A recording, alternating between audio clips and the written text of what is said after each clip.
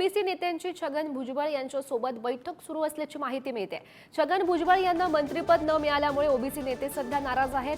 OBC नेत्यांची मुंबईमध्ये ही बैठक सुरू आहे। बैठकीनंतर ओबीसी नेते छगन भुजबळ यांच्या भेटीला पोहोचलेत आणि त्या ठिकाणी ही बैठक सुरू असल्याचं पाहायला मिळतंय।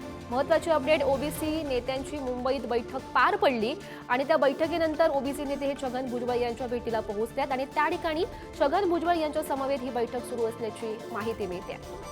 दरम्यान छगन भुजबळांच्या भूमिकेवरून बावनकुळे आणि गिरीश महाजन यांनी नेमकी काय प्रतिक्रिया दिली आहे तीही पाहूयात।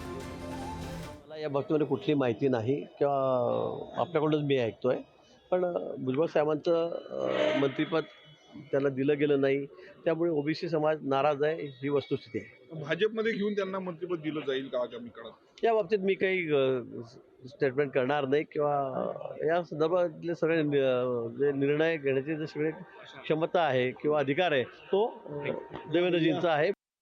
भुजबळ साहेबांची महायुती म्हणून आमच्या नजरेत मोठं स्थान आहे।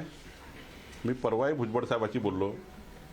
खरं तर महायुतीमध्ये अत्यंत महत्त्वाचे नेते भुजबळ साहेब आहेत आणि भुजबळ साहेबांच्या राजकीय आयुष्याबद्दलचा योग्य निर्णय त्यांचा पक्ष घेईल। राष्ट्रवादी काँग्रेसचे नेते म्हणून शेवटी भुजबळ साहेबाबद्दलचा योग्य निर्णय त्यांचा पक्ष करेल असं मला वाटतं, कारण शेवटी आम्ही महायुतीमध्ये असल्यामुळं ते महायुतीचे नेते आहेत भुजबळ साहेब, पण शेवटी त्यांच्या पक्षाने हा निर्णय करायचा असतो। मला वाटतं अजितदादा योग्य निर्णय करतील।